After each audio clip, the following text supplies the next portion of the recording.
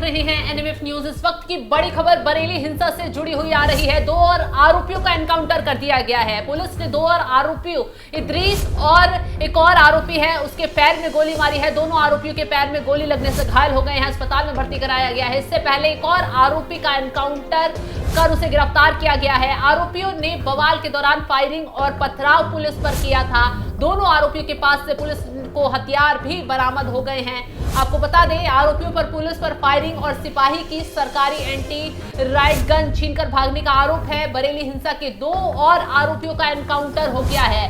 पहले bulldozer action, गिरफ्तारी, फिर बुलडोजर एक्शन और अब एनकाउंटर एक्शन हो रहा है लगातार। ये 3 आरोपी हो गए अब तक जिनका एनकाउंटर कर दिया गया है, जिन्हें गिरफ्तार कर लिया गया है। आपको बता दें कि बरेली मामले को लेकर मुख्यमंत्री योगी आदित्यनाथ काफी सख्त नजर आ रहे हैं। उनका साफ साफ कहना है कि उत्तर प्रदेश में कोई भी उपद्रवी बर्दाश्त नहीं किया जाएगा, कोई भी अशांति फैलाने वाला बर्दाश्त नहीं किया जाएगा। और तौकीर रजा को खुले तौर पर सीएम योगी आदित्यनाथ की तरफ से धमकी देते हुए कहा गया कि प्रदेश में शायद वो भूल गया था मौलाना कि वो किस प्रदेश में खड़े होकर इस तरीके की हरकत कर रहा है, किस तरीके से उसने भीड़ को इकट्ठा किया है। खैर, अब बुलडोजर एक्शन भी चल रहा है और एनकाउंटर भी हो रहा है। इस पूरे मामले पर चर्चा करेंगे। क्या कुछ अपडेट अब निकलकर सामने आ रही है उस पर आएंगे, लेकिन उससे पहले पुलिस प्रशासन का क्या कुछ कहना है वो आपको सुनवा देते हैं।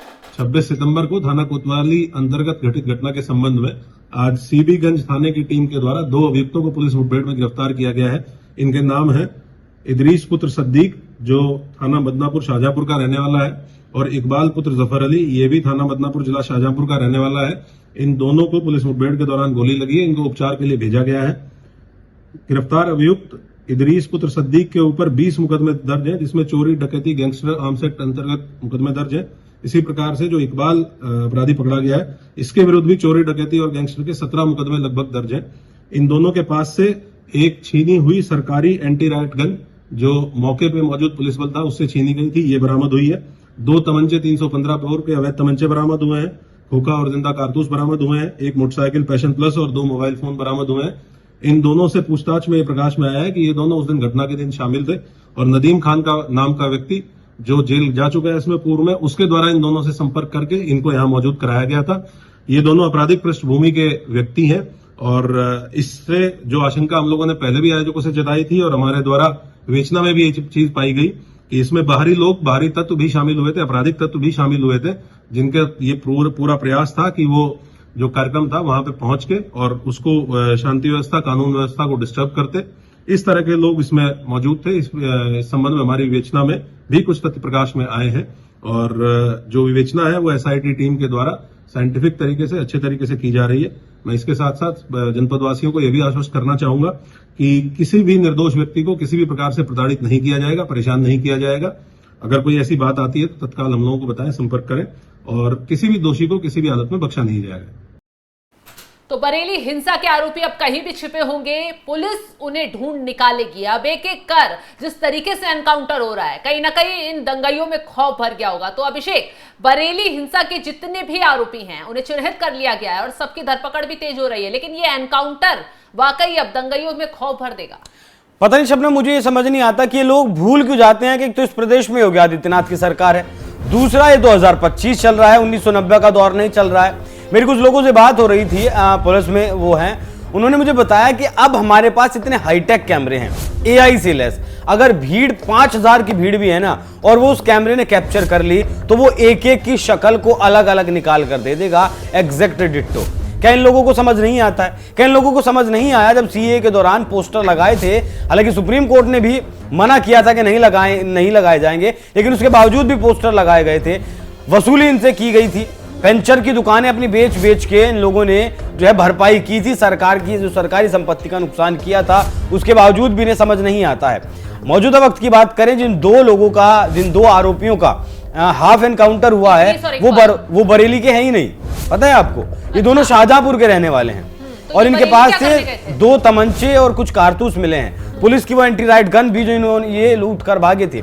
मतलब आप ये समझिए कि एक तो इनके अंदर बिल्कुल भी दिमाग नहीं है, बद दिमाग लोग हैं कि कोई मौलाना आता है और वो कुछ कहता है और उसके पीछे आप चल देते हैं। ये कोई क्रांति की, कोई आजादी की लड़ाई थोड़े लड़ रहे हैं, या फिर किसी ने आप 1947 या 1940 वाली लड़ाई लड़ रहे हैं, नहीं। अब वक्त बदल चुका है, मानसिकता को भी बदलने की जरूरत है। ताजिम, जिसका कल एनकाउंटर, हाफ एनकाउंटर हुआ था, पैर में जिसके गोली लगी थी, वो पता है आपको, गो तस्करी में वो पहले जेल जा चुका है, गैंगस्टर एक्ट में वो पहले जेल रह चुका है, और ये जो दोनों आरोपी हैं, इकबाल और इदरीस, ये भी गैंगस्टर एक्ट में पहले भी जेल में रह चुके हैं। मतलब मौलाना तौकीर रजा, या फिर कहूं कि जहरीला मौलाना तौकीर रजा इस बात को जानता था कि बरेली में उसकी कोई औकात नहीं है, कोई उसका वजूद नहीं है, इसीलिए क्या उसने बाहर से भी लोगों को बुलाया था? क्या जो व्हाट्सएप पर मैसेज सारी रात सर्कुलेट होता रहा, जिस बारे में पुलिस के द्वारा जानकारी दी गई थी, क्या वो मौलाना तौकीर रजा ने ही भिजवाया था? मतलब छोटे छोटे बच्चे, अब देखिए 10-10 साल के बच्चे, 12-12 साल के, 15-15 साल के बच्चे, जिन्हें नहीं पता है कि पत्थर फेंकने के बाद क्या होगा, लेकिन ये जहरीला तौकीर रजा जो है वो तो इस बात को जानता है। देखिए, इसकी भी गलती नहीं है, तौकीर रजा की भी। ये समाजवादी पार्टी की सरकार रही हो, बसपा की सरकार रही हो, इसे मतलब 2010 में जब दंगा हुआ था मुरादाबाद में, तब भी इसके खिलाफ इसे गिरफ्तार करने की पूरी तैयारी कर ली गई थी, लेकिन ऐन मौके पर इसकी गिरफ्तारी नहीं की गई। तो इस मौलाना का जो दिमाग है वो खराब हो चुका है, और इसका जो कहें कि कॉन्फिडेंस लेवल बहुत ज्यादा हाई हो चुका है कि मुस्लिमों की रहनुमाई मैं करता हूं और मुझे कोई गिरफ्तार नहीं करेगा, मेरे ऊपर कुछ नहीं होगा, मैं कुछ भी बोल दूं, अपनी जुबान से कुछ भी निकाल दूं। लेकिन अब वक्त बदल चुका है। ये मौलाना मैं भी देख रहा था लंबे वक्त से, और हमने कई बार चर्चा भी की है कि आखिर इस तौकीर रजा को उत्तर प्रदेश पुलिस गिरफ्तार करती क्यों नहीं है, लेकिन वो आखिरकार हुआ। और अब अभी इनमें से एक मास्टरमाइंड भी इदरीस और इकबाल में से एक मास्टरमाइंड भी इस घटना का बताया जा रहा है। बुलडोजर की बात आपने की है, किस तरीके से जमाई हो, दामाद हो, चचेरा भाई हो या फिर मुसेरा भाई हो, सब पर, जिन्होंने भी नगर निगम की जमीनों पर अवैध कब्जा किया हुआ है, सबकी जमीनों पर लगातार बुलडोजर एक्शन उत्तर प्रदेश सरकार का तेज है। जी बिल्कुल सही कहा आपने कि बुलडोजर से अब सबका हिसाब किताब हो रहा है, क्योंकि उत्तर प्रदेश में दंगाई हो, भ्रष्टाचारी हो या किसी भी अपराध में कोई भी शामिल हो, किसी को बख्शा नहीं जाएगा। और जिस तरीके से बरेली में दंगा भड़कता है, मौलाना के जरिए पूरी प्लानिंग की जाती है और भीड़ को इकट्ठा कर न सिर्फ योगी सरकार को चुनौती दी जाती है, बल्कि पुलिस प्रशासन को खुले तौर पर आंख दिखाई जाती है। पथराव होता है, फायरिंग की जाती है, इसमें कई लोग भी घायल होते हैं, पुलिसकर्मी भी घायल होते हैं, और जिसके बाद जब एक्शन लिया जाता है तो मौलाना और चंद जो मुसलमानों की टोली है जो सियासत करने पर उतर आती है। सबसे बड़ी बात तो यह है कि अब इस मुद्दे पर समाजवादी पार्टी भी सियासत करने पूरी तरह मैदान में उतर आई है। वोट बैंक का सवाल है। समाजवादी पार्टी का प्रतिनिधिमंडल बरेली जा रहा था, हालांकि उसे रोक दिया गया, और अब सपा का कहना है कि जो कार्रवाई हो रही है वो ठीक तरीके से हो, बेगुनाहों को पकड़ा ना जाए, इस कार्रवाई को देखकर और चिन्हित कर ही किया जाए, बेगुनाहों को यहां सताया ना जाए। मतलब सपा का ये कहना है कि जो गिरफ्तारियां हो रही हैं वो बेगुनाहों को हो रही हैं। हालांकि पुलिस प्रशासन ने प्रेस कॉन्फ्रेंस की जो बाइटें सामने आ रही हैं उसमें साफ साफ कह दिया है कि हम वीडियो सीसीटीवी फुटेज खंगाल कर ही गिरफ्तारियां कर रहे हैं, किसी बेकसूर को नहीं पकड़ा जा रहा है। खैर, अब ऐसे में 3 आरोपियों का अब तक एनकाउंटर हो चुका है, उनकी धरपकड़ की जा चुकी है, हाफ एनकाउंटर हुआ है, तीनों आरोपियों का अस्पताल में भर्ती कराया गया है, और अब उनसे पूछताछ की जाएगी इस पूरे मामले की साजिश कैसे रची गई, कौन उन्हें लेकर आया। जिस तरीके से अभिषेक ने बताया कि ये आरोपी बरेली के नहीं बल्कि बाहर के बताए जा रहे हैं,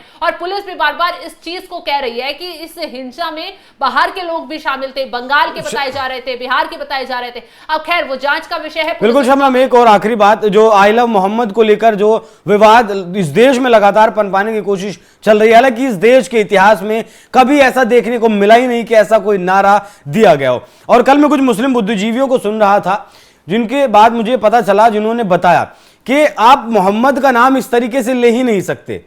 उन्होंने बताया कि आप आई लव मोहम्मद कह ही नहीं सकते, लिख ही नहीं सकते। उन्होंने पूरा नाम बताया कि हम अगर मोहम्मद का नाम लेते हैं तो उसके पीछे भी एक पूरा जो है एक पूरा सेंटेंस होता है, वो जब हम लेते हैं पूरा नाम तभी वो माना जाता है, वरना ये एक असम्मान की भावना जाहिर करता है। ये कहीं ना कहीं मोहम्मद साहब का अपमान करने जैसा है कि आप सीधा आई लव मोहम्मद अगर कह रहे हैं तो ये गलत है। आई लव मोहम्मद के बाद जो पूरा सेंटेंस जो भी मतलब कहा जाता है इस्लाम में, वो अगर आप कहेंगे तो ही ये सही है, बाकी नहीं है। बिल्कुल। तो चलिए, जिस तरीके से विवाद भड़का, एक्शन उसी तरीके से लिया जा रहा है। बुलडोजर के बाद अब एनकाउंटर कर आरोपियों को पकड़ा जा रहा है। अगली तस्वीर क्या कुछ बरेली से निकलकर सामने आती है, क्या कुछ अपडेट सामने आती है, वो हम आपके साथ साझा करते रहेंगे। फिलहाल तमाम खबरों के अपडेट के लिए आप हमारे साथ बने रहिए। नमस्कार।